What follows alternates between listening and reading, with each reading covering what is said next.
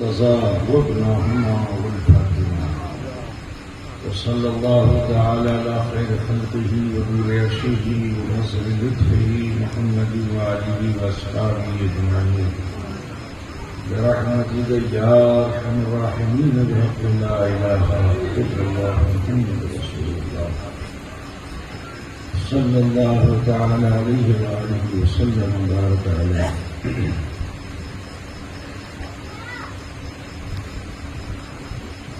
الحمد لله نحمده ونستعينه ونستغفره ونؤمن به ونتوكل عليه ونعوذ بالله من شرور أنفسنا ومن سيئات أعمالنا من يهده الله فلا مضل له ومن يضلله فلا هادي له ونشهد أن لا إله إلا الله وحده لا شريك له ونشهد أن سيدنا وطبيب قلوبنا وشفاء صدورنا وغياثنا ومقيسنا وغوثنا ومعيننا وقطبنا وفريدنا ونظامنا وسراجنا وعلانا وأشرفنا ونور عيننا محمدا الذي كان عليا في درجاته فاطما في تطهيراته حسنا في صفاته شهيدا في تجلياته زين العابدين بعباداته باقرا في العلم الأولين والآخرين بمعلوماته صادقا في أقواله كاظما في جميع أحواله متمكنا في مقام الرضا جوادا كفه عند العطاء هاديا على سبيل النجاة عسكريا مع الغزاة مهديا على طريق اليقين غياث المستغيثين صلوات الله تعالى عليه وعليهم أجمعين. أما بعد فأعوذ بالله من الشيطان الرجيم بسم الله الرحمن الرحيم.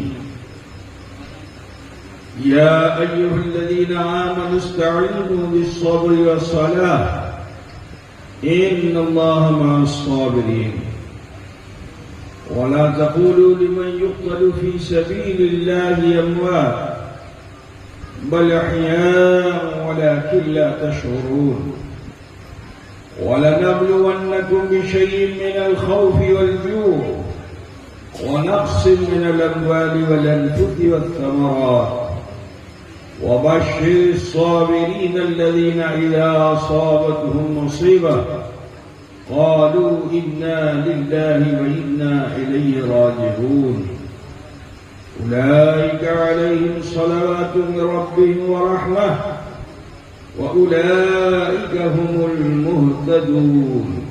صدق الله مولانا العظيم وبلغنا رسوله النبي الأمي الكريم ونحن على ذلك لمن الشاهدين والشاكرين والحمد لله رب العالمين. ذی وقار معزز علماء ملت اسلامیہ مدح خان مصطفیٰ صلی اللہ علیہ وسلم عرس حضرت صوفی بسم اللہ شاہ رحمۃ اللہ علیہ میں شرکت فرمانے والے برادران اسلام، سماعت فرمانے والی خواتین اسلام، عزیز بچوں، نوجوان ساتھیوں، حصول سعادت و برکت کے لیے عقیدت و خلوص کے ساتھ آئیے ہم اور آپ مل کر اپنے آقا و مولا سید عالم نور مجسم جناب محمد رسول اللہ صلی اللہ تعالی علیہ وآلہ وسلم کی بارگاہ بیکس پناہ میں جھوم کر ہدیہ درود پاک پیش فرما لے. اللہم صلی علی مولانا محمد وعلى آل سيدنا سيدنا حبيبنا شفيعنا مولانا محمد وعلى آله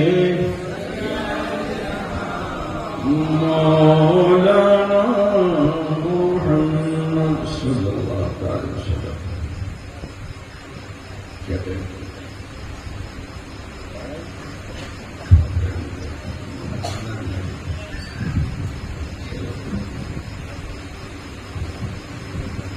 بہرحال آپ تمامی خواتین و حضرات نے سر شام سے ہی علماء ملت اسلامیہ کے خطبات کو سماعت فرمایا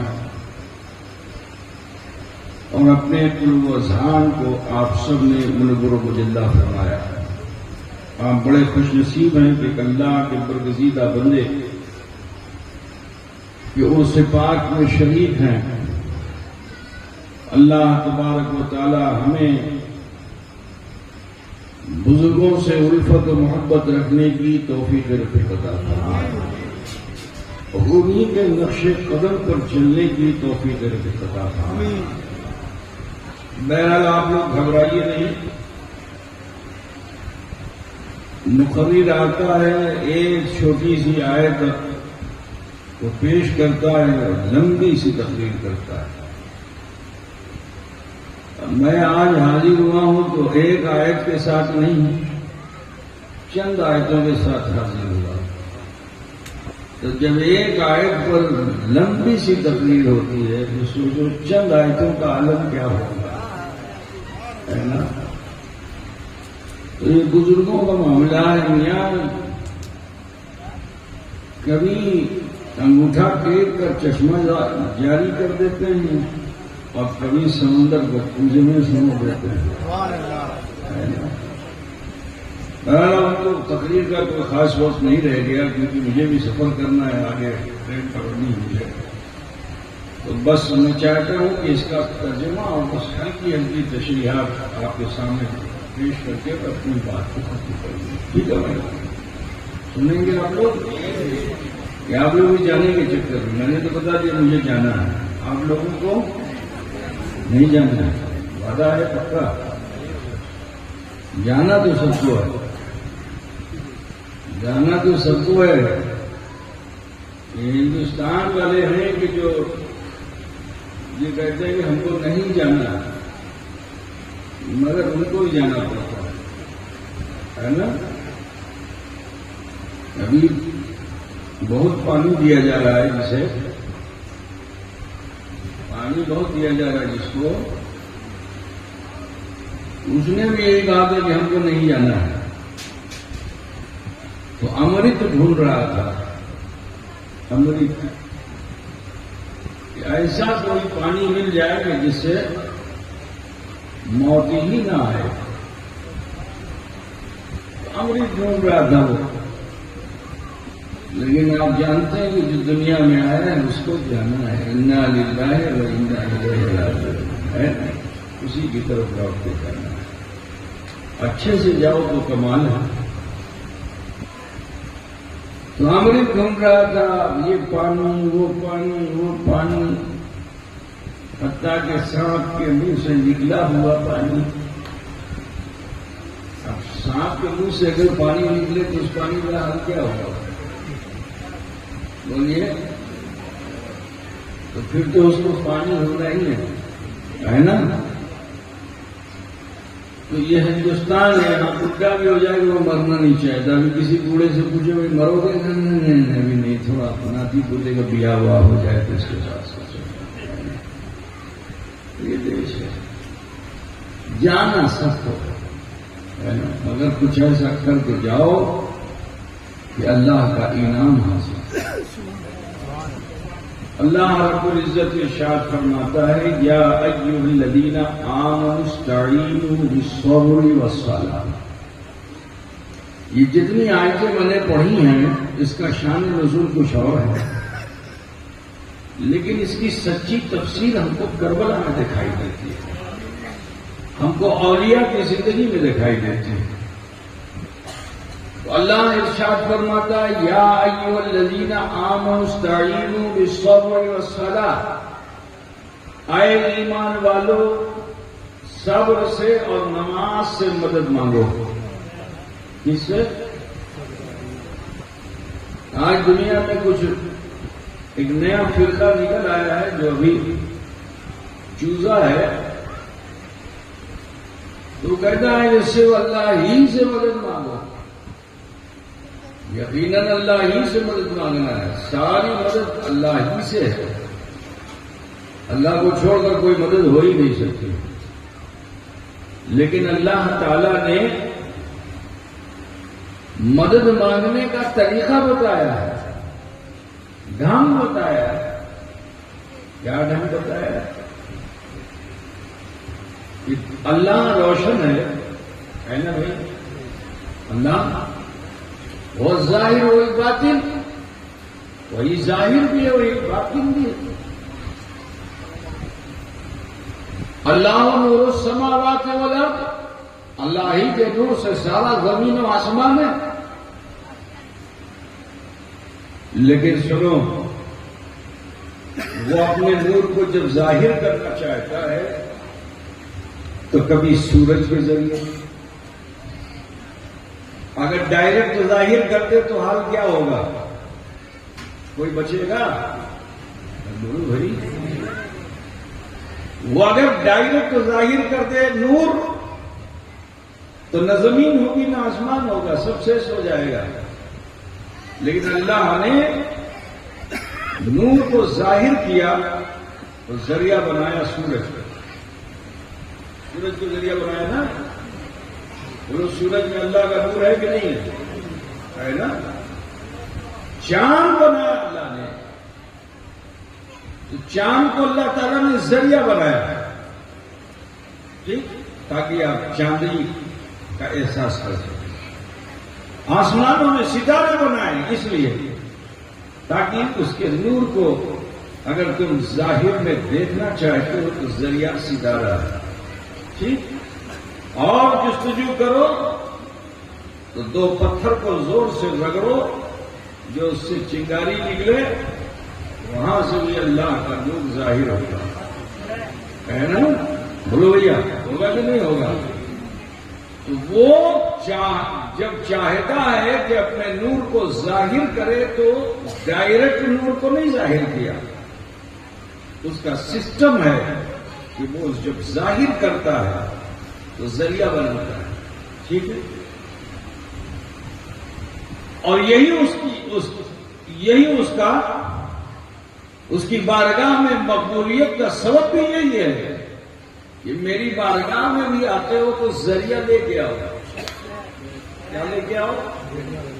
ذریعہ لے کے آؤ. ذریعہ سے مطلب نہیں ہے وسیلہ جس کو کہتے ہیں، وسیلہ لے کے آؤ. ڈائریکٹ دعا تو آدم علیہ السلام کی بھی قبول نہیں ہوئی 350 سال تک. لیکن جب حبیب کبریا کو ذریعہ بنا لیا تو اللہ نے دعا کو قبول کیا کہ نہیں قبول کیا. نوح علیہ السلام نبی ہیں، ایک زمانے تک ان کی کشتی جو ہے پانی پر تیرتی رہی، دعا کرتے رہے اللہ کو نارا دے دیا نہیں دیا، کیونکہ اللہ کا اصول یہی ہے، اللہ نے سسٹم یہ بنایا ہے کہ میں دعا اسی کی قبول کروں گا جو میرے اور اپنے درمیان کسی کو ذریعہ بنا لے، کسی کو ذریعہ بنا لے. تو نوح علیہ السلام جب تک ڈائریکٹ مانگتے رہے اللہ دے دے اللہ دے دے اللہ دے دے کنارا ملا. لیکن جیسے ہی محمد عربی کو ذریعہ بنایا اللہ نے جودی پہ کنارا دیا کہ نہیں دیا؟ بولو. حضرت یونس علیہ السلام مچھلی کے پیٹ میں ہیں اور دعا کر رہے ہیں کیا؟ لا الہ الا انت سبحانک انی کنت من الظالمین. سوچ لو، دعا کر رہے ہیں. ایک زمانہ گزر گیا، یونس علیہ السلام کی دعا قبول نہیں ہوئی. آخر پھر ذریعہ بنایا تو جب حبیب کبریا کو ذریعہ بنایا تو اللہ نے ان پر اتنا بڑا انعام فرمایا کہ وہ تو رہتے تھے مرو بھومی میں، مرستر زمین میں، ریگستان میں رہتے تھے، اللہ نے انہیں نخلستان میں جگہ عطا فرما دی، گلشن میں جگہ عطا فرما دی۔ ٹھیک ہے نا؟ موسیٰ علیہ السلام سے زیادہ ڈائریکٹ کون ہے؟ تو ڈائریکٹ کلام کرتے ہیں، بولیے ڈائریکٹ کلام کرتے ہیں نہیں کرتے ہیں؟ موسیٰ علیہ السلام ڈائریکٹ کلام کرتے ہیں۔ سانپ، جادوگروں کے سانپ دکھائی دیں تو ڈائریکٹ کلام کریں، ٹھیک؟ پانی مانگنا ہو تو ڈائریکٹ کلام کریں، ایک ضرب لگائیں 12 چشمے نکل آئے۔ موسیٰ علیہ السلام وہ ہے کہ جو ڈائریکٹ کلام کرتے ہیں، لیکن جب مانگنے پہ آ گئے کیا رب ارنی انظر الیک، اللہ میں تجھے دیکھنا چاہتا ہوں، اللہ میں تجھے دیکھنا چاہتا ہوں، تو اللہ نے کیا فرمایا لن ترانی، کیونکہ بغیر ذریعے کے نہیں دکھا سکتا۔ جب اصرار بڑا تو کہا آ جاؤ طور پہ۔ اب جب طور پہ پہنچے تو اللہ نے مانگ تو پوری کی، تجلی کو ظاہر فرمایا، لیکن موسیٰ اور تجلی ربانیہ کے درمیان ایک پیڑ ذریعہ بن گیا۔ کیا ذریعہ بنا؟ اس گاچھ کا نام جانتے ہو کیا ہے؟ نہیں معلوم؟ کیا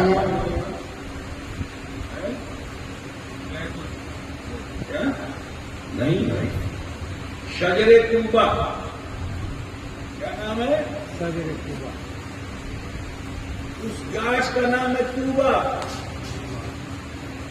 پہاڑ کے اوپر اللہ نے اس طوبہ گاچھ کی ایک ٹہنی پر اپنی تجلی ڈالی، لیکن اس میں اتنا پاور تھا، اتنا پاور تھا، اللہ نے جو چھپے ہوئے نور کو ظاہر کیا تو اس کی تجلی میں اتنا پاور کہ قرآن کہہ رہا فخر موسیٰ صاعقہ، کہ موسیٰ گر گئے، بے ہوش ہو گئے، اور 1-2 دن نہیں 40 دن تک ہوش نہیں آیا۔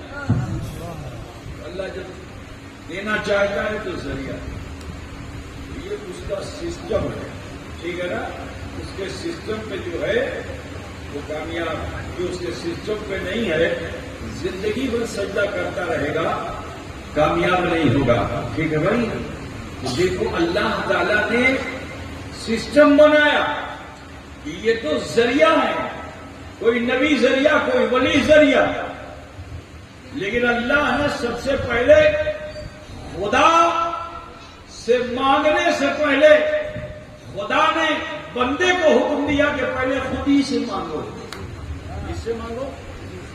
اب خدا اور خود ہی تم لوگ سمجھو نہیں، تمہارے بعد تو خود ہی گچ ہوتا ہے،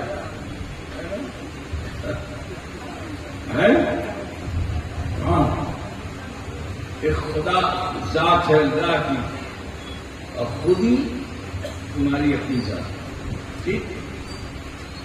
صبر دکان میں نہیں ملے گا،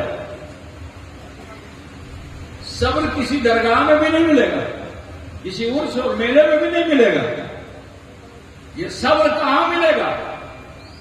بولیے بھائی، ملے خودی میں ملے گا، خودی میں، ٹھیک ہے نا؟ ایسا تو ہے نہیں کئی دکان سے اور حلوے پراٹھے کی دکان ہے، معلوم کہ صبر کی دکان لگی ہوئی کھا کے لے کے چلے آئے، نہیں ہونا۔ یہ معلوم کیا ہوا کہ صبر جو ہے فی نفس ہی آپ کی ذات سے اس کا تعلق ہے۔ صبر کا تعلق کس سے ہے؟ ارے بولو نا بھائی، یہ لگ رہا ہے کہ آپ بالکل اب انتقال کرنا ہی چاہتے ہیں، اب انتقال کا ایک ہی معنی آپ سمجھتے ہیں، آپ سمجھ رہے ہیں نا میری بات؟ فی نفس ہی صبر کا تعلق کس سے ہے؟ آپ کے اپنی ذات سے۔ تو اللہ کیا فرماتا ہے؟ استعینوا کا مطلب مدد مانگو، کس سے؟ صبر سے۔ صبر سے۔ صبر کہاں ہے؟ اللہ صبر نہیں کرتا، بندہ صبر کرتا ہے۔ اللہ کے وہاں صبر نہیں ہے، اللہ کے وہاں صبر نہیں ہے. صبر کہاں ہے؟ صابر کے پاس ہے. صبر کہاں ہے؟ بندے کے پاس ہے. اللہ کیا فرما رہا ہے؟ استعینوا بالصبر، مدد مانگو صبر سے. ٹھیک ہے نا؟ اور اس کے بعد کیا فرماتا ہے؟ استعینوا بالصبر والصلاۃ، اور مدد مانگو نماز سے. صبر تمہیں تمہارے نفس کی طرف متوجہ کرتی ہے، اور نماز تمہیں تمہارے رب کی طرف متوجہ کرتی ہے. نماز تمہیں خدا تک لے جاتی ہے، اور صبر تمہیں خودی تک لے جاتا ہے. تو خودی سے مدد مانگ کر خدا تک پہنچو. خودی کو چھوڑ کر اگر خدا تک پہنچو گے تو یہ نماز نہیں ہوگی. اور کربلا کے میدان میں ہم اس کی نظیر دیکھیں کہ کیا وہاں پہ ایسے لوگ ہیں کہ نہیں ہیں کہ جو خودی والے بھی ہیں اور خدا والے بھی ہیں. میرے عزیز تو سنو، کربلا کی سرزمین پر ایک طرف 22,000 کا لشکر جرار ہے، ٹھیک ہے، اور کہتے ہیں ہم خدا والے ہیں. بولیے وہ خدا والے ہیں؟ وہ خود کہتے ہیں ہم خدا والے ہیں. کہ خدا والا وہی ہوگا جس کے وہاں نماز ہے. خدا والا وہی جس کے وہاں نماز ہے. لیکن انہوں نے اگر اپنی خودی کی طرف دھیان دے دیتے تو یہ کربلا کا واقعہ اور یہ کربلا کا سانحہ وقوع پذیر نہیں ہوتا. نماز تو پڑھ رہے تھے لیکن خودی کی طرف دھیان نہیں دیا کہ ہم سے خطائیں کیا ہو رہی ہیں، ہم سے غلطیاں کیا ہو رہی ہیں، ہم صبر کر رہے ہیں یا جبر کر رہے ہیں. تو 22,000 کا لشکر جرار میدان کربلا میں نماز پڑھ رہا تھا لیکن خودی کی طرف نہیں تھا. ہم خدا کی طرف ہیں. زبردستی خدا کی طرف ہو جاؤ گے؟ ہم خدا کی طرف ہیں. خودی کی طرف ہوئے نہیں، خدا کی طرف کیسے پہنچو گے؟ خدا کی طرف پہنچنے کے لیے خودی کی طرف ہونا ضروری ہے. جو خودی کی طرف ہوگا وہی خدا تک پہنچے گا. اللہ نے بندے کو حکم کیا دیا؟ استعینوا بالصبر والصلاۃ، مدد طلب کرو صبر سے اور نماز سے. 22,000 کے لشکر جرار نے صبر سے مدد نہیں مانگی. نماز پڑھنے لگے، نماز پڑھتے رہے. فجر پڑھی، ظہر پڑھی، عصر پڑھی، مغرب پڑھی، عشاء پڑھی.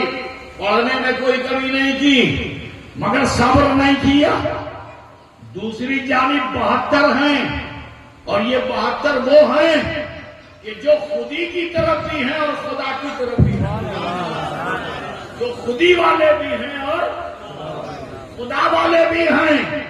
تو یہ 72 نفوس قدسیہ جو کربلا میں تھے یہ صبر سے بھی مدد مانگ رہے تھے اور نماز سے بھی مدد مانگ رہے تھے. تو سنو، اللہ نے اعلان کر دیا.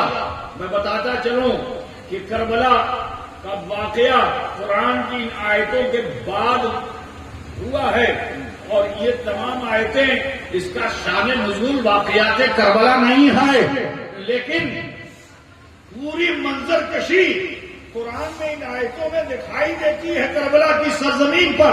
اب خیال فرمائیے، میں نے بتایا صرف ترجمہ اور تشریح کر کے گزر جاؤں گا، ٹائم نہیں ہے. میرے پیارے دیکھو، صبر بھی ہے، نماز بھی ہے. اللہ نے فرمایا اسی سے مدد مانگو. ٹھیک ہے، تو پھر رب کو فرمانا چاہیے تھا، آگے فرمانا چاہیے تھا کہ ان اللہ مع الصابرین والمصلین. آیت یہ ہونی چاہیے تھی کہ ان اللہ مع الصابرین والمصلین، کیونکہ اللہ ہی دعوت دے رہا ہے. مدد مانگو نماز سے، مدد مانگو صبر سے. تو اللہ کو پھر فرمانا چاہیے جو ان دونوں سے مدد مانگ لے گا میں اس کے ساتھ ہوں. بات سمجھ رہے کہ نہیں سمجھ رہے؟ اللہ کو فرمانا چاہیے تھا پھر کہ کیونکہ دعوت اللہ کی طرف سے ہے کہ صبر سے مدد مانگو اور نماز سے مدد مانگو. تو رب کو آگے یہ فرمانا چاہیے تھا جو ان دونوں سے مدد مانگ لے گا میں اس کے ساتھ ہوں. بولو بھائی، کیونکہ دعوت تو اللہ کی طرف سے ہے نا. تو اللہ کو فرمانا چاہیے تھا جو دونوں سے مدد مانگ لے گا میں اس کے ساتھ ہوں. لیکن اللہ کیا فرما رہا ہے؟ ان اللہ مع الصابرین. کیا فرمایا؟ ان اللہ مع الصابرین، کہ صبر کرنے والوں کے ساتھ اللہ ہے۔ اللہ نے دعوت دی صبر کی اور نماز کی، اسی سے مدد مانگو۔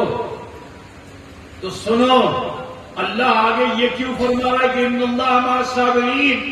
اس کی وجہ یہ ہے کیونکہ ہر نمازی صابر نہیں ہو سکتا، مگر ہر صابر نمازی ہوگا۔ تو رب فرما رہا ہے ان اللہ مع الصابرین، کہ صبر کرنے والوں کے ساتھ بات سمجھ رہے ہیں نا؟ بس ذہن میں نقشہ بنا کے رکھیے کربلا میں حالات کیسے تھے، اور میں جو ترجمہ کرتا جا رہا ہوں ٹرانسلیشن، اور اس کی تھوڑی تھوڑی تشریح کر رہا ہوں، وہ اسی سے اپنے ایمان کو تازہ کیجیے۔ فوراً ہی ایک آیت کریمہ نازل ہوگی، کیا؟ وَلَا تَقُولُوا لِمَن يُقْتَلُ فِي سَبِيلِ اللَّهِ أَمْوَاتٌ، جو خدا کی راہ میں شہید کر دیے جائیں تو ان کو مردہ گمان مت کرو، انہیں مردہ سوچنا بھی نہیں۔ بَلْ أَحْيَاءٌ وَلَٰكِن لَّا تَشْعُرُونَ، بلکہ وہ زندہ ہیں۔ تم بڑے عقل والے ہو، تمہاری شعور پر اللہ تعالیٰ نے پہرے لگا دیے۔ کہا اپنی عقل کو اپنے پاس رکھو، چھوٹا سا دماغ ہے، چھوٹی سی عقل ہے تمہاری۔ تم یہی سوچ رہے ہو کہ کربلا میں 72 کو زخمی کر دیں گے، 72 کے سر کو تن سے جدا کر دیں گے تو ہمیں بڑا انعام و اکرام ملے گا، اور ہمیں انہیں موت کے گھاٹ اتار دیں گے، ان کا مسئلہ کر دیں گے۔ ہم بنگالی لوگ مسئلہ تو سمجھیں گے، ہے نا؟ آپ لوگ سمجھتے ہیں مسئلہ ہے؟ مسئلہ سمجھتے ہو نہیں؟ مسئلہ ایک ادھر مسالہ ہے نا، ایسے جانتی ہے اس کا حال کیا ہوتا ہے، مسالے کا حال کیا ہوتا ہے؟ بولیے، اس کو پیس ڈالا جاتا ہے نا۔ ایک ہوتا ہے مسالہ، ٹھیک ہے، ایک ہوتا ہے مسئلہ۔ مسئلہ کا مطلب اسی سے مسئلہ ہے، ٹھیک ہے۔ مسئلہ ایک ہے مسئلہ، تو اب مسئلہ کیا ہے؟ جیسے مثال کے طور پر آپ کا یہ مسئلہ مفتی صاحب کے پاس لے کے گئے ہے نا، اس کو کیا بولیں گے؟ مسئلہ۔ حضرت میں یہ نماز پڑھتا ہوں، اس میں میری ناک اٹھ گئی، اب میری نماز ہوئی کہ نہیں ہوئی، یہ مسئلہ ہے۔ آپ سمجھے نا؟ مفتی صاحب سے آپ نے سوال کیا کہ میری ناک اٹھی ہوئی تھی سجدے میں، مسئلہ ہوئی کہ نہیں ہوئی، اسی کا نام مسئلہ ہے۔ اب تو سمجھ گئے ہوں گے نا؟ تو سنیے، تم قتل کر کے پیس ڈالو، ٹکڑے ٹکڑے کر ڈالو، بوٹی بوٹی کر ڈالو، تمہاری عقل یہ کہہ رہی کہ میں جتنا اس پر ظلم کر رہا ہوں، صفاقی کر رہا ہوں، یہ تو مردہ ہو چکے ہیں۔ کربلا کی سرزمین پہ آپ جانتے ہو اس ظالموں نے کیا کیا تھا؟ جب یوم عاشور امام علی مقام علی جدہ علیہ السلام حالت سجدہ میں تشریف لے گئے تو یہ شمر ذی الجوشن جو تھا، یہ سجدے سے پہلے امام حسین کے سینے پہ سوار ہو گیا۔ تو حضرت امام حسین سے نبی رحمت نے فرمایا تھا کہ تمہارا جو قاتل ہوگا وہ مبروس ہوگا۔ کیا ہوگا؟ مبروس، سفید داغ، ٹھیک ہے۔ ایسے ہی سینے پہ سوار ہوا، حضرت امام عالی مقام نے اس کے گریبان کو چاک کیا، دیکھا جو نبی نے فرمایا تو وہی ہے، مبروس ہے۔ معلوم ہو گیا کہ قاتل میرے پاس تک آ چکا ہے، تو میرے حسین نے کیا فرمایا کہ شیمر مجھے سجدے میں چلے جانے دو۔ شیمر 72 زخم تم نے لگا لیے ہیں، موت مجھے آنے والی نہیں ہے، کیونکہ ملک الموت تو میرے نانا کے دروازے کا دربان ہے. ملک الموت میرے نانا کے دروازے کا دربان ہے. میرے مصطفیٰ سے جب تک اجازت لیتا نہیں دربار محمدی میں حاضر نہیں ہوتا. میں انہی کا نواسا ہوں. مجھے مار نہیں پاؤ گے، قتل نہیں کر پاؤ گے ظالموں. اے ظالموں، 72 زخم دے دیا. میں اس علی کا بیٹا ہوں کہ جس کی پشت پر خنجر لگا تھا. اطباء یونانی اس خنجر کو نکالنے میں جراح پریشان تھے کہ کیسے اس خنجر کو نکالا جائے. نکال نہیں پا رہے تھے. ہلکی سی ہوا کا جھونکا بھی چلتا تھا تو سسکیاں آتی تھیں حضرت علی کو. جب اطباء یونانی پریشان ہو گئے تو میرے علی نے نسخہ کیمیا یہی دیا تھا کہ اے حکما، اللہ کے رسول نے مجھے باب الحکمت فرمایا ہے، مجھ سے حکمت سیکھو. سنو، میری پشت سے چاہتے ہو یہ خنجر نکل جائے تو مجھے سجدے میں چلے جانا، مجھے سجدے میں چلے جانے دو.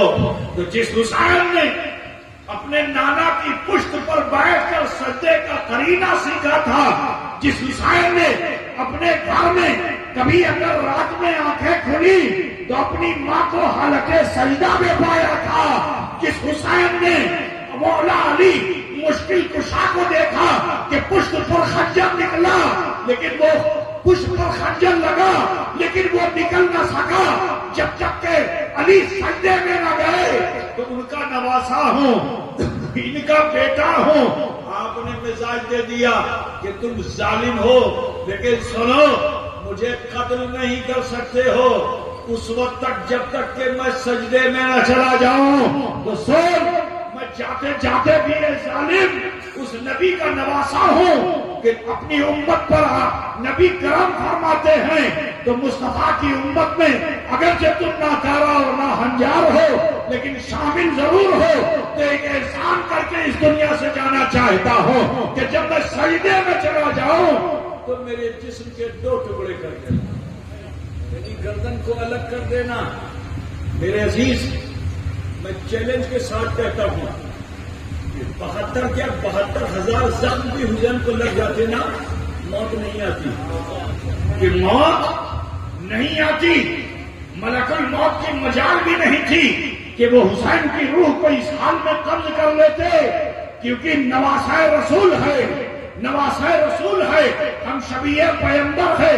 ابھی عزیزم معاذ اشرف صلی اللہ علیہ وسلم نے آپ کو بتایا کہ منبر پر مصطفیٰ نے فرمایا کہ حسین منی وانا من الحسین، میں حسین سے ہوں اور حسین مجھ سے ہے. حسین مجھ سے ہے. تو جانتے ہو حضور کو جب موت کا وقت آیا حضور کا، تو فرشتے کی ہمت نہیں تھی کہ وہ داخل ہو سکے.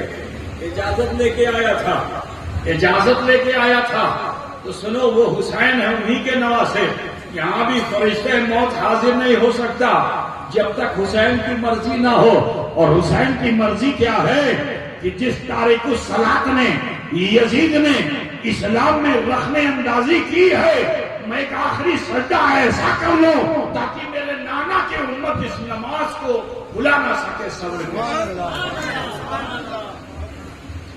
برادران اسلام، سجدے میں سر ہے حسین کا. ظالموں نے اس حال میں بھی حسین کو چھوڑا نہیں اور وہ چھری چلا دی کہ جس سے امام حسین کا سر انور ان کے جسد اطہر سے جدا ہو گیا. اتنا ہی کر لیا تھا تو بس کر لیتے، لیکن جب انسان ظلم و ستم کی انتہا پہ پہنچتا ہے، بے دردی اس کی ایسی ہو جاتی ہے کہ پھر وہ چاہتا ہے کہ ان کے جسم کے ٹکڑے ٹکڑے کر دیے جائیں. ان ظالموں نے انتہا کر ڈالی. کچھ مخصوص گھوڑے رکھے تھے جن کی ٹاپوں میں، ٹاپ سمجھتے ہو نا، گھوڑے کو نال لگتی ہے، کانٹے دار نال. ایسی ذرا سوچو کیسے ظالم ہو کہ اگر مکے میں کوئی عورت کانٹے دار جھاڑی لا کے نبی کے راستے میں ڈال دے تو اللہ اتنا غضبناک ہو کے سورہ لہب نازل فرما دے، اے ظالمو اس نے تو کم کیا تھا لیکن تمہارا حال کیا ہے کہ تم نے تو نال میں کانٹے چڑھوا دیے تھے تاکہ امام عالی مقام کے جسد اطہر پر اس نال سے جسم کو مسئلہ کیا جائے. جسم کو مسئلہ آپ سمجھ گئے نا، جسم کو مسئلہ کیا جائے. کیا سوچ کے کر رہے تھے؟ یہی کہ مارو تو اتنا مارو کہ اٹھ نہ سکے. ٹھیک ہے، تم نے تو یہ سوچا کہ ہم نے حسین کی گردن سے جسم سر کو الگ کر دیا اور ان کی ہڈیوں کو گھوڑوں کے ٹاپوں سے توڑ ڈالا، ان کے ٹکڑے ٹکڑے کر دیے کربلا کی سرزمین پہ. اب تو مر گئے ہوں گے، اب تو مر گئے ہوں گے، اب تو مر گئے ہوں گے. لیکن اے نادان، رب فرما رہا ہے وَلَا تَقُولُوا لِمَن يُقْتَلُ فِي سَبِيلِ اللَّهِ أَمْوَاتٌ، جو خدا کی راہ میں شہید کر دیے جائیں تم انہیں مردہ گمان مت کرو بلکہ وہ زندہ ہے. تمہارے اس ظلم و سفاکی سے انہیں موت آنے والی نہیں ہے، تمہارے اس ظلم سے انہیں موت آنے والی نہیں ہے. یہ تمہارے اس مسئلے سے شریعت کا ایک مسئلہ بن جائے گا کہ جو راہ خدا میں شہید کر دیے جاتے ہیں انہیں مردہ سوچو بھی نہیں، وہ زندہ ہیں. ہے نا؟ بہت مشہور شعر ہے قدیم داغا پوری کا کہ قتل حسین اصل میں مرگ یزید ہے. قتل حسین اصل میں مرگ یزید ہے، اسلام زندہ ہوتا ہے. ہر کربلا کے بعد تم نے سمجھا تھا کہ ایک حسین کو ہم نے قتل کر دیا، لیکن سنو وہ حسین جو کربلا کی سرزمین پر شہید ہوئے تم نے سمجھا کہ ہم نے انہیں موت کے گھاٹ اتار دیا. ارے نہیں، سنو سنو، حسین کا وہ جسم اطہر جسے تم نے مسئلہ کیا تھا، حسین رضی اللہ تعالیٰ عنہ کو اللہ نے حیات جاویدہ بخش دی، صرف انہیں ہی نہیں بخش دی بلکہ قیامت تک کے لیے اسلام کو زندہ و جاوید کر دیا. اسی لیے تو خواجہ خواجگاں فرماتے ہیں کہ شاہ ہست حسین بادشاہ ہست حسین، شاہ ہست حسین بادشاہ ہست حسین، دین ہست حسین دی پناہ ہست حسین، سرداد نداد دست در دست جزیر حقا کے بنا. میں نے بتایا جب آپ میں آگے زیادہ نہیں بڑھوں گا، بس ترجمہ اور اس کی تھوڑی تھوڑی تشریح کر کے اپنی بات کو ختم کروں گا کیونکہ وقت بھی ہو چکا ہے نا. اور جانا ہے نا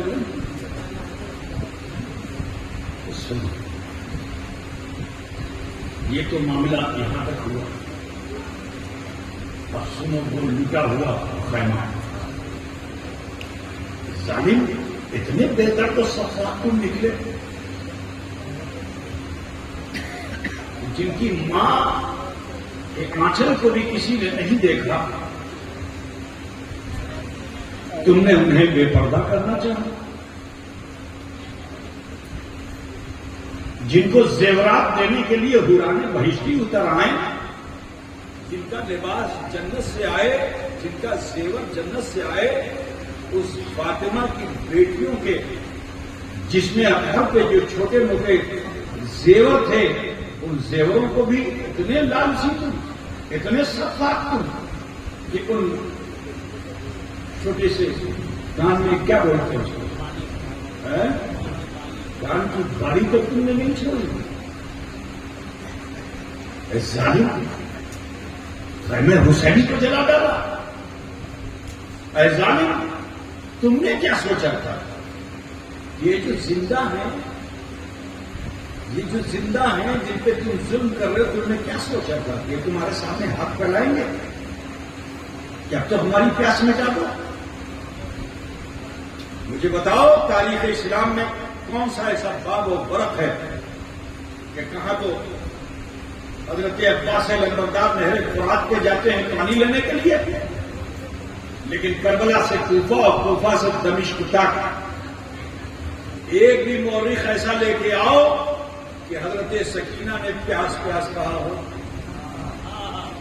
بڑے چیلنج کے ساتھ کہتا ہوں کہ کوئی ایک ایسا مورخ لے کے آؤ کہ جو ان تمام اسیران کربلا کہ جن کو پابجولہ کیا گیا، جن کے ہاتھوں پیروں میں بیڑیاں اور ہتھکڑیاں لگا دی گئی، رسیوں سے باندھ دیا گیا، دودھ کی شدت اور تبادت میں سفر کر رہے ہیں، لیکن ایک بھی مورخ ایسا لے آؤ کہ جس نے یہ کہا ہو کہ سکینہ نے پانی مانگ لیا ہے، زینب نے پانی مانگ لیا ہے، ام رباب نے پانی مانگ لیا ہے، شہر بانو نے پانی مانگ لیا ہے. ارے یہ وہ مقدس بیویاں ہیں کہ جنہوں نے رسول اللہ صلی اللہ علیہ وسلم کے گھر میں تربیت حاصل کی تھی، صبر کی اور شکیب کی. صبر و شکیب کی تربیت کہاں حاصل کی تھی؟ کاشان نبوت میں. یہ وہ مصطفیٰ کی جو مانگنے والے آ جائیں تو تقسیم کرتے چلے جائیں، دیتے چلے جائیں، دیتے چلے جائیں. ایسے گھر میں تربیت حاصل کی تھی، لیکن خود گھر میں فاقے ہوتے تھے. تو جب فاقہ اس گھر میں ہوتا تھا تو گھر والے بھی تو فاقے میں تھے. بولو بھائی، علی کے گھر میں فاقہ، مصطفیٰ کے گھر میں فاقہ. تو انہوں نے تو بچپن سے ہی سیکھ رکھا ہے. تو اللہ تعالیٰ کیا فرما رہا ہے؟ وَلَنَبْلُوَنَّكُمْ بِشَيْءٍ مِّنَ الْخَوْفِ وَالْجُوعِ. ہم آزمائیں گے، اور آزمائش اسی کی ہوتی ہے جو اللہ کو محبوب ہوتا ہے. جس میں ایمان ہوتا ہے آزمائش اسی کی ہوتی ہے. بھی سن لو، لیکن آپ جان لو دنیا کی مصیبتوں سے گھبرانا نہیں، اور موت مت مانگنا کہ اللہ مجھے موت دے دے. یہ جہنمیوں کا طریقہ ہے، کافروں کا طریقہ ہے. آزمائش میں صبر و شکیب کے ساتھ رہنا ہے. ٹھیک ہے؟ دیکھو یہ لٹا ہوا قافلہ ہے. میں نے تو ساری تاریخ کی کتابیں پڑھ ڈالی جس میں واقعات کربلا کا ذکر ہے، مگر حیرت ہے کہ اس 3 دن کے اندر تو 3 دن کے پیاسے بتائے جاتے ہیں، لیکن یہ سفر جو کربلا سے کوفہ ہوا، بولیے کون آیا کھانا کھلانے کے لیے؟ کون آیا؟ جو ظالم ان کے بابا کے سر پر نیزے پہ لیے ہوئے ہوں وہ پانی پلائیں گے. جو ظالم خود تو دھوپ سے بچنے کے لیے اپنا خیمہ لگائیں، پہلے بیت کو دھوپ میں چھوڑ دیں، وہ پانی پلائیں گے.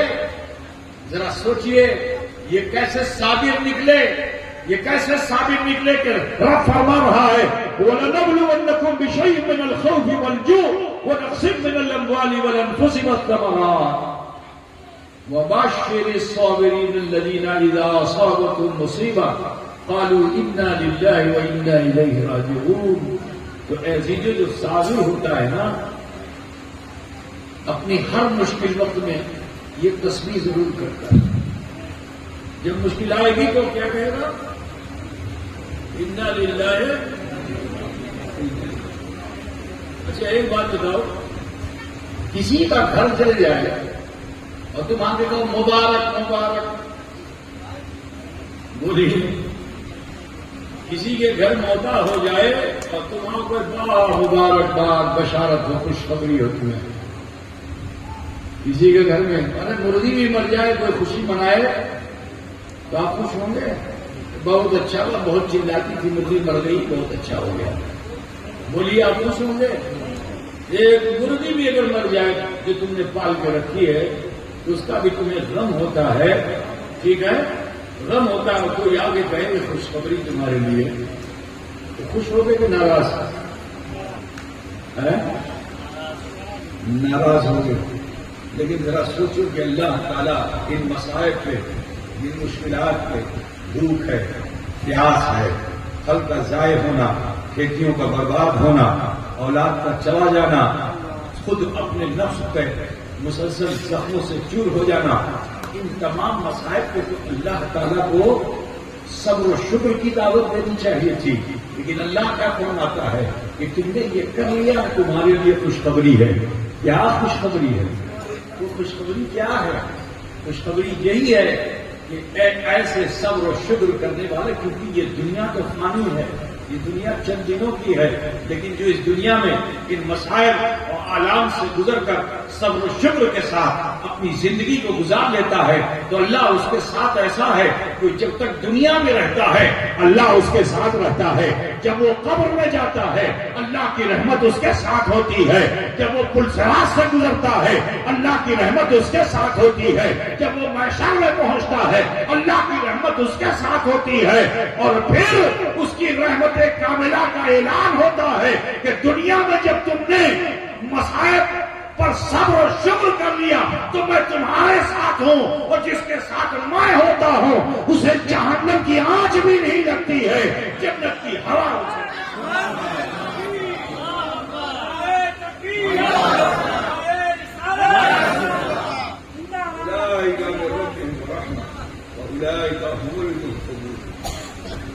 یہ وہی لوگ ہیں جنہوں نے دنیا میں مسائل کو برداشت کیا، بھوکے رہے، پیاسے رہے، مشکلات کے دور سے گزرے۔ بولو سنی بسم اللہ صاحب کو لوگ یاد کر رہے ہیں نہیں یاد کر رہے؟ کیوں یاد کر رہے ہیں؟ باپ دادا کی جاگیر چھوڑ کے نہیں گئے ہو، کوئی پراپرٹی چھوڑ کے گئے ہو، ان کو کیوں یاد کیا جا رہا ہے؟ اس لیے کیونکہ اس دار پانی میں انہوں نے صبر و شکر کے ساتھ، استقامت فی الدین کے ساتھ اپنی زندگی کو گزارا، تو اللہ کیا فرماتا ہے اولئک علیہم صلوات من ربہم ورحمہ، ایسے ہی لوگوں کے اوپر جو ہے اللہ تعالیٰ کی رحمت ہے، اولئک هم المہتدون، اور ان پر کہ جو ہدایت والے ہیں، جو ہدایت پہ قائم ہیں، تو صوفی بسم اللہ آپ وہ ہیں کہ جنہوں نے اہل بیت اطہار سے الفت و محبت کی اور اہل بیت اطہار سے جینے کا قرینہ سیکھا، صبر و شکر کا ڈھنگ سیکھا، ان کی الفت و محبت میں اس دنیا میں مصائب کے دور سے گزرے، مشکلات کے دور سے گزرے، اور پھر وہ وقت آیا کہ اللہ تعالیٰ نے انہیں اپنا قرب عطا فرما دیا۔ لیکن اے عزیزوں، اللہ سے تو قریب ہو گئے، مگر اللہ نے ان کی روح کو ایسا پاور دے دیا کہ تم مجھ سے تو قریب ہو رہے ہو لیکن بندوں سے دور نہیں رہو گے، اب تم ذریعہ بن جاؤ گے۔ ایسے ہی لوگ ذریعہ ہیں، دعاؤں کی قبولیت کا آخری بات سن لو، میں نے جو اپنی تمہید بتائی تھی اس کا رزلٹ یہ ہے، نتیجہ یہ ہے کہ مانگنا اللہ سے ہے، لیکن وہ لوگ کہ جو ان حالات سے گزر گئے، اگرچہ وہ انتقال کر گئے تو انہیں مردہ گمان مت کرو، وہ زندہ ہیں۔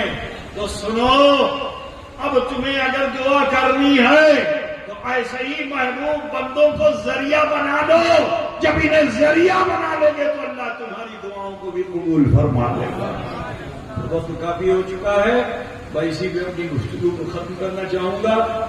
کہنا یہ ہے کہ شب عاشور امام حسین نے جاتے جاتے ہمیں جو سبق دیا اسے ہمیں بھلانا نہیں چاہیے۔ اس حسین نے ہمیں تعلیم کیا دی، ہمیں تعلیم یہ دی کہ جس رات امام حسین کو جا کے کربلا کے میدان کا جائزہ لینا چاہیے تھا، اپنے ساتھیوں کو بتانا چاہیے کہ نشے بھائی فراز صاحب دیکھو، تم ادھر کھڑے رہنا، تم ادھر کھڑے رہنا، تم بیچ میں رہنا، تم پیچھے رہنا، ٹھیک؟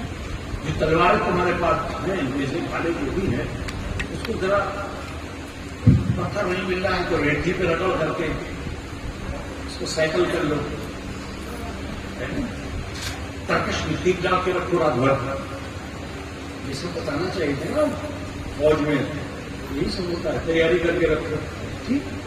لیکن امام حسین نے کسی سے نہیں کہا، نہ حبیب بن مظاہر سے کہا، نہ کسی محب اہل بیت سے کہا، نہ اپنے فرزند اکبر سے کہا، نہ اپنے برادر سے کہا، کسی سے نہیں کہا کہ دیکھو ہتھیار بند رہنا، دیکھو علم لے کے تم ہی آگے کھڑے رہنا۔ اگرچہ حضرت عباس کی صفت بن گئی علمدار، ٹھیک ہے نا، لیکن حضرت حسین نے نہیں فرمایا میرے آگے علم لے کے کھڑے رہنا، نہیں۔ میرے عزیز، امام حسین نے کیا تعلیم دی؟ سب سے پہلے تو خیمے میں چراغ جو جل رہا تھا اس کو بجھا دیا، اور بجھانے کے بعد اپنے ساتھیوں سے کہا دیکھو یہ سب میرے دشمن ہیں، تم سے ان کا کوئی اختلاف نہیں ہے، رات کے اندھیرے میں چپ چاپ نکل جاتے، اپنی جان بچاؤ. ٹھیک ہے. جب چراغ روشن کیا گیا تو ایک بھی فرد نہیں گیا، بلکہ دو چند فرد کا اضافہ بھی ہو گیا. حضرت وحید ابن کلبی بھی آ گئے. جب چراغ روشن کیا گیا تو وحید ابن کلبی بھی گاؤں سے اپنی اماں بیوی کے ساتھ حاضر ہو گئے. کمی نہیں ہوئی اور وہ گئے 3 افراد. میرے عزیز، تو امام عالی مقام نے ان سے نہیں کہا تھا ایسے تلوار چلانا تھا، ایسے تلوار چلانا. جب ایک کے اوپر 10 ٹوٹیں گے تو تم بھی ان کے سپورٹ میں جانا، بیکنگ کرنا. ٹھیک ہے. جو جنگ کا طریقہ ہے امام حسین نے نہیں بتایا. کیا بتایا تھا؟ خود ہی پہلے خود ہی. ذرا سوچو، امام حسین نے شب عاشور خود ہی کی تعلیم دی اور خود ہی میں ہی صبر ہے. ٹھیک ہے نا. امام حسین نے خود ہی کی تعلیم دی کیونکہ ان کے بابا مولائے کائنات نے فرمایا تھا کہ خدا کو پانے کے لیے خودی کا پانا ضروری ہے. من عرف نفسہ فقد عرف ربہ، کہ جس نے اپنے نفس کو پہچان لیا اس نے اپنے رب کو پہچان. تو لہذا پھر آپ نے کیا فرمایا کہ اب سب کے سب لوگ اپنی آنکھیں بند کر لو، گردنیں جھکا لو اور دل کے آئینے میں جھانکو. دیکھو دیکھو. پہلے کیا دیکھو؟ پہلے یہ دیکھو کہ خدا تمہیں دیکھ رہا ہے. ٹھیک ہے نا. پہلے یہ دیکھو کہ میں خدا کو دیکھ رہا ہوں. اگر یہ نظریہ قائم نہ ہو تو یہ دیکھو کہ میں خدا مجھے دیکھ رہا ہے. اور جب یہ احساس کامل ہو جائے تو پھر خدا کی طرف نہیں، خودی کی طرف. اب خودی کی طرف دھیان دو. اب جب خودی کی طرف دھیان دو گے تو تمہیں اپنی زندگی نظر آئے گی، بچپن، جوانی، بڑھاپا نظر آئے گا. دوسروں کی عیب کو مت دیکھو کہ شمر کیسا ہے تو امرساد کیسا ہے، ٹھیک ہے، خلی کیسا ہے تو سران کیسا ہے. ابھی ان کو نہیں دیکھنا ہے، ابھی تمہیں اپنے آپ کو دیکھنا ہے. اور دیکھ کر کے دیکھو کہیں کوئی غبار تمہارے شیشے دل پہ آتے نہیں کیا ہے. اگر دنیاوی زندگی میں رہے سفر آخرت میں کہیں کوئی غبار تمہارے شیشے دل پہ آتے نہیں گیا ہے، اگر تمہارے شیشے دل پہ کوئی غبار آ گیا ہے تو اس کو جلدی سے صاف کر لو.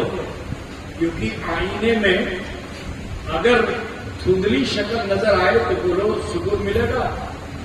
آئینے میں دھندلی شکل نظر آئے تو سکون ملے گا؟ سکون نہیں ملے گا دھندلی صورت دیکھنے میں. تو آپ کا من بھی چاہتا ہے کہ جلدی سے آئینے کو صاف کیا جائے تاکہ میری صورت جو ہے وہ حسین مجھے دکھائی دے. تو بلا تفصیل مجھے کہہ لینے دو. امام حسین نے یہی سبق دیا کہ تم سب بہت اچھے ہو، بہت حسین ہو، لیکن اس سفر آخرت میں دنیا کا کچھ غبار تمہارے شیشے دل پہ بھی چل گیا ہے. تو لہذا ذرا جھانکو اور دیکھو. اگر صورت تمہیں دھندلی نظر آ رہی ہو تو جلدی سے شیشہ دل کے غبار کو صاف کر لو استغفار کے ماجھے سے.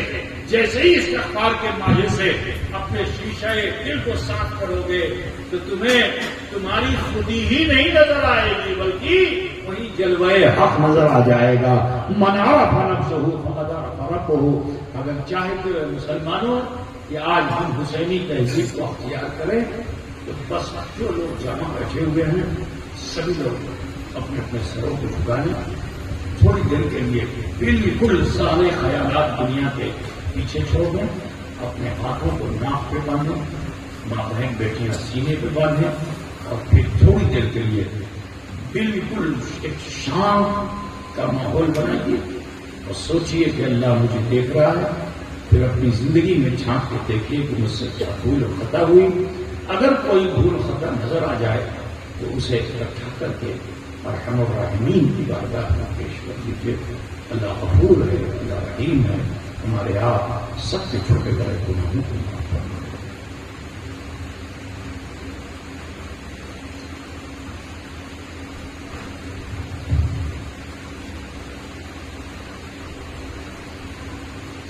پڑھیے بسم اللہ الرحمن الرحیم.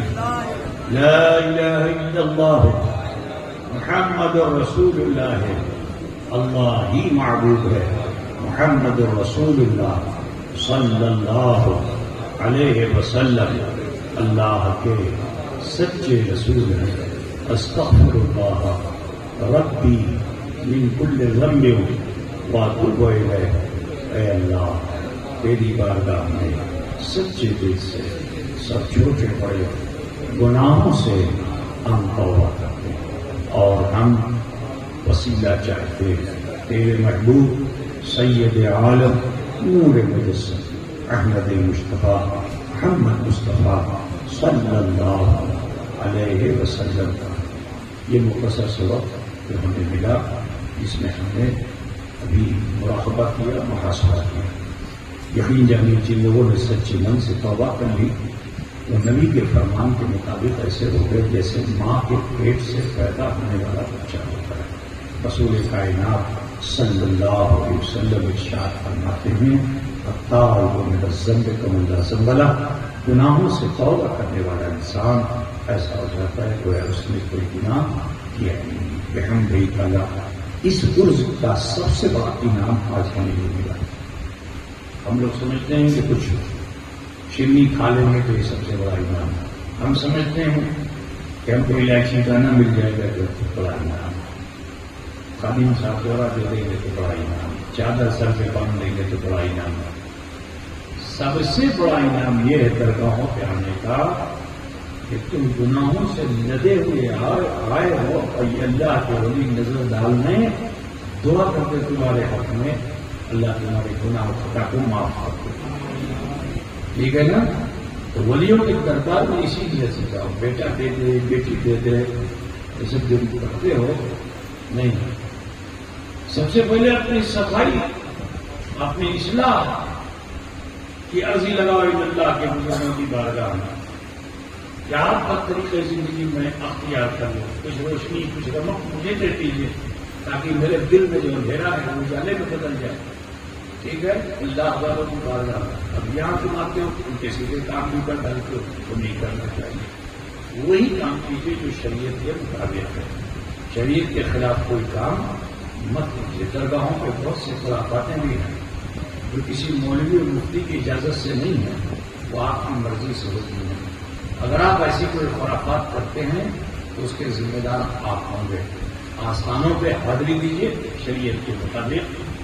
غلط کام اور غلط طریقے کو اختیار بالکل مت کیجیے ورنہ شربت بہت اچھا ہے اور اسی میں یہ بس اسی شربت میں ہم تو یہ کہتے ہیں کہ چڑیا اڑتی ہوئی ہے ہاتھ میں شربت پی رہا ہوں گر جائے پیٹ گر جاتی ہو گئے.